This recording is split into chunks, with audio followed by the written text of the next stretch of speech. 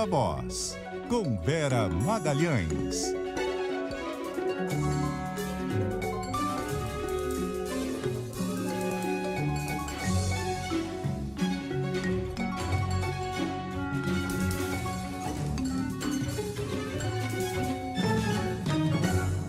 Vera, boa tarde.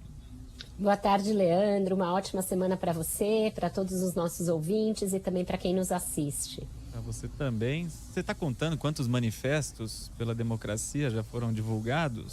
São vários, né? São vários, né, Leandro? Tem novos, inclusive, essa semana. Tem um também da Comissão Arnes e outros em defesa da democracia e dos direitos humanos. Enfim, eles estão aí se multiplicando. Mas essa é a semana pelo lançamento dos dois principais, né? Aqueles dois que arregimentaram maior apoiamento, e um apoiamento mais amplo e mais significativo. O texto que iniciou na USP, na Faculdade de Direito da USP, ganhou o Brasil e atingiu aí mais de 795 mil assinaturas até amanhã dessa segunda-feira, expectativa de que pode romper a barreira de 1 milhão de assinaturas até o seu lançamento, no dia 11, né, nessa semana, portanto, em um ato que também se espera seja bastante representativo a ser realizado na Faculdade de Direito da USP, e o outro manifesto iniciado pela Fiesp e adotado por várias outras entidades representativas de classe, empresariais e de trabalhadores. Então também as centrais sindicais aderiram a esse texto, que também vai ser lido num ato na USP, um pouco apartado do outro. Esse vai ser na parte de fora da Faculdade de Direito, em horários ali contíguos.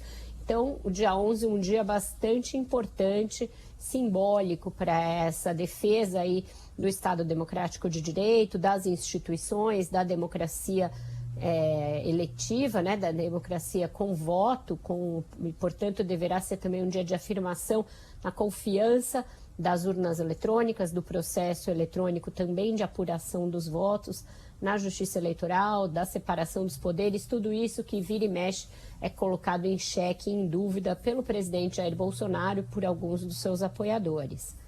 E o Lula assinou também. Lula assinou também, a Simone Tebet e o Ciro já haviam assinado.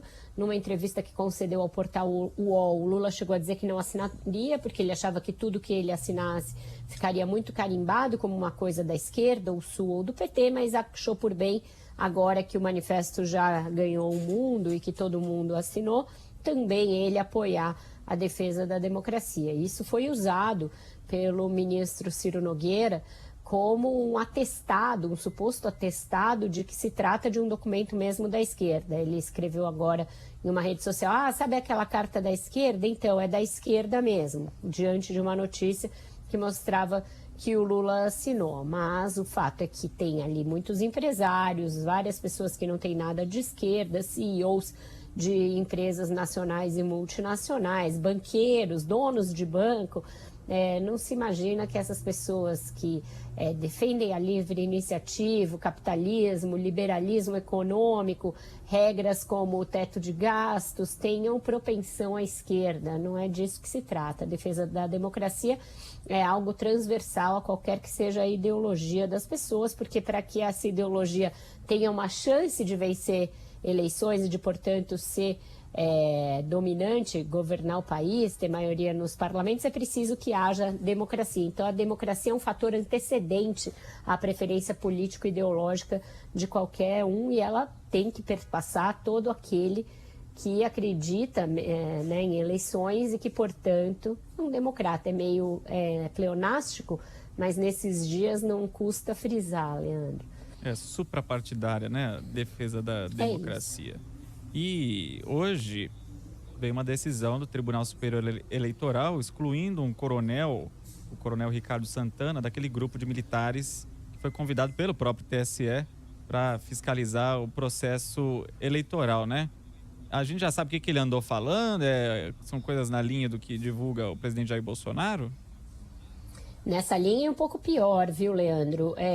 A decisão do TSE, comunicada em ofício, assinado duplamente pelo ministro Edson Fachin e pelo vice-presidente do TSE, ministro Alexandre de Moraes, e enviado ao ministro da Defesa, Paulo Sérgio Nogueira, foi baseada numa reportagem do portal de notícias Metrópolis, no fim de semana, que mostra postagens, inclusive de vídeos em redes sociais desse coronel, Ricardo Santana, coronel do Exército, designado pelo Ministério da Defesa para estar na Comissão de Transparência, pondo em xeque, colocando em dúvida as urnas eletrônicas, e me remeteu diretamente a uma declaração do presidente que me causou espécie na semana passada, que a gente até comentou aqui, quando o Bolsonaro falou que a apuração tinha que ser como a da Mega Sena, lembra disso? O vídeo postado por esse coronel, ele coloca lá uma pessoa que está indo fazer uma aposta numa loteria e aí não recebe o seu comprovante e diz, você tem de confiar no sistema. A pessoa não recebe os números nos quais jogou. Acontece que a aposta da Mega Sena não é secreta e o voto é secreto pela legislação brasileira. Você não pode receber um comprovante com o nome do candidato que você votou, porque isso viola o sigilo do voto. É uma coisa óbvia. E um militar que está na comissão de transparência posta um vídeo, né, nesses termos. Ele também ironiza vários adversários do presidente Jair Bolsonaro em outras postagens.